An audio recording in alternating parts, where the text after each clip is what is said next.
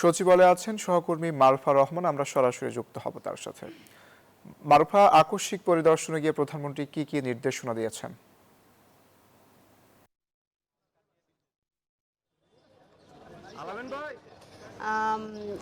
আপনি যেমনটি বলছিলেন, প্রধানমন্ত্রী ঠিক ৯টা ৫ মিনিটে সচিবালয়ে এসে প্রবেশ করেন এবং সে সময় মন্ত্রিপরিষদ সচিব তাকে স্বাগত জানায় এবং সংশ্লিষ্টরাও সেখানে উপস্থিত ছিলেন। এর পরপরই আকস্মিকভাবেই তিনি ঝটিকা সফরে চলে যান বিভিন্ন মন্ত্রণালয়ে। ৮টি মন্ত্রণালয়ে তিনি আজকে গেছেন।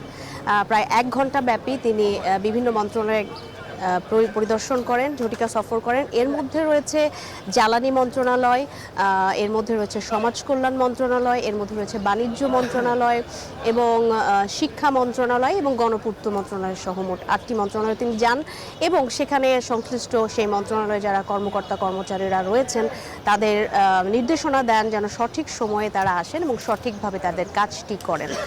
এই আকস্মিক সফরের ফলে, তার এই আকস্মিক পরিদর্শনের ফলে মনে করছেন সংশ্লিষ্টরা যে তিনি যেহেতু প্রধানমন্ত্রী হয়ে যথাসময়ে আসছেন এবং তার কাজকর্মগুলো তিনি সঠিকভাবে করছেন, একই সাথে বিভিন্ন মন্ত্রণালয়ে যেন এই একই গতিতে চলে, সেজন্যই এই তার আকস্মিক এই পরিদর্শন। এবং এই আকস্মিক পরিদর্শনের ফলে বাকি যেই মন্ত্রণালয়গুলো রয়েছে আজকে সারাদিন ব্যাপী কিন্তু সকলের মধ্যে আমরা এক ধরনের প্রস্তুতি কিংবা এক ধরনের সাবধানতা সতর্কতা দেখেছি এবং গতি দেখেছি।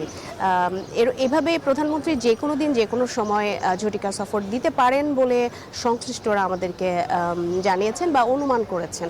তো আজকে সকাল ৯টা থেকে 10টা পর্যন্ত তার এই ঝটিকা সফরের পরে তার ১ নম্বর ভবনে তার যে কার্যালয় সেখানে তিনি ফিরে আসেন এবং কৃষক কার্ড সংক্রান্ত একটি বৈঠক তিনি শুরু করেন। সেখানে কৃষক কার্ডের ডেমো আসলে দেখার জন্য বৈঠকটি শুরু হয়। বৈঠকটি ইতিমধ্যে শেষ হয়েছে কিংবা শেষের পর্যায়ে রয়েছে। তবে গণমাধ্যমে এখন পর্যন্ত কৃষিমন্ত্রী বেরিয়ে গেছেন, আমরা দেখেছি কৃষি প্রতিমন্ত্রী বেরিয়ে গেছেন, তারা কথা বলেননি।